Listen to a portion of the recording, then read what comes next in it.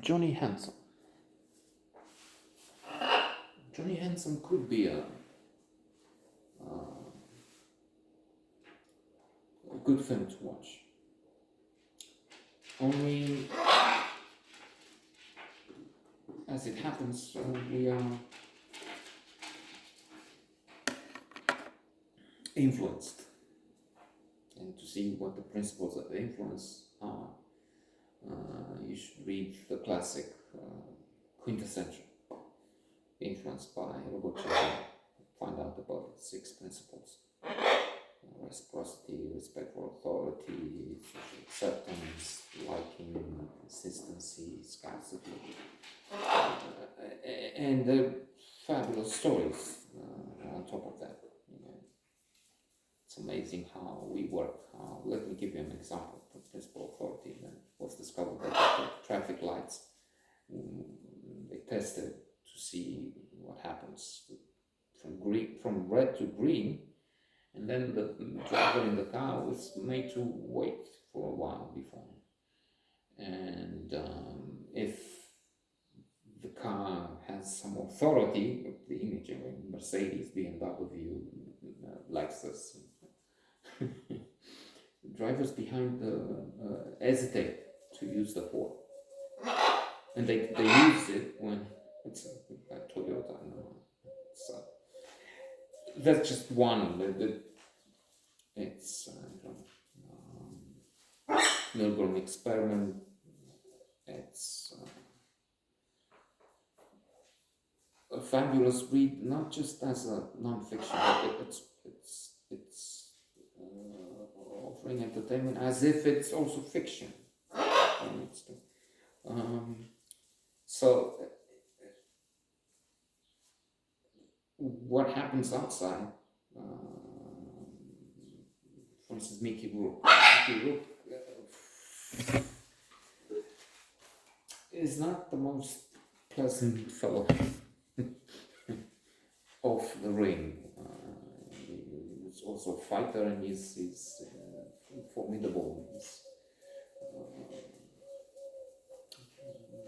accomplishments on physical, with some wonderful roles, and we were amazed at 9.5 weeks, which is also so erotic, and we loved that. And wow, Kim Basinger, wow.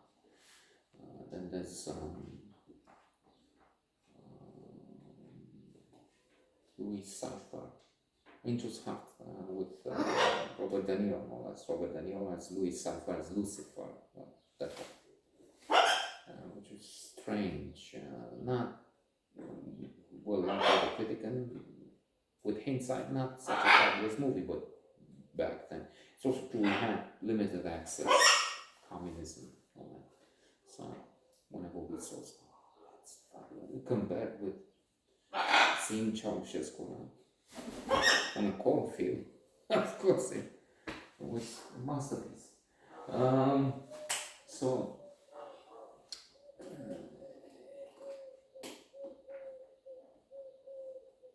it shouldn't be like that. Again, Intellectuals is a fabulous work to read. Paul Johnson tells us about Jean-Jacques Rousseau, Tolstoy, Henry Ibsen, Hemingway, and a good number of others who have been, most of them, obnoxious, monstrous, if not all the time, at least frequently in their arguments with members of the family. So thing to do, which was okay, separate, forget that this is Mickey Rourke and whatever he did outside, off the set, and concentrate on what happened there. And then you can get some satisfaction, but plus there's a mantra, leitmotif: be a merit finder, not a fault finder. Be a satisfier, not a maximizer. Maximizer, no, I want perfect. I want the best performance. I want the one who is clean, never use drugs. Eventually he's evangelical. I'm not a believer. in that type of God. Let's maybe know that. But some will want that, and then you know, that doesn't happen. That's asking for perfection. And then what do you get? You're always unhappy and complaining. So the better film with this theme, with somebody who's not really handsome, who's a challenge to look at, would be Elephant. John Hurt. That was a wonderful performance. And of course, this theme of beautiful versus ugly, Beauty and the Beast. The notion that actually appearances deceive. They don't, generally. It's the question of Proverbs has been analyzed by maybe the best philosopher here, Moika. But still I've seen Babarta recently. Looney Porn. Like Benny, what a name. In the local tongue, that's fantastic. That's Nectus Ultra. And it has a middle with incredible montage, and it looks also folklore. Somebody said, I forgot the Karachi. Folklore is it's not a courtesan, it's a collection of ineptitude. Proverbs, appearances deceive. No, appearances are good information.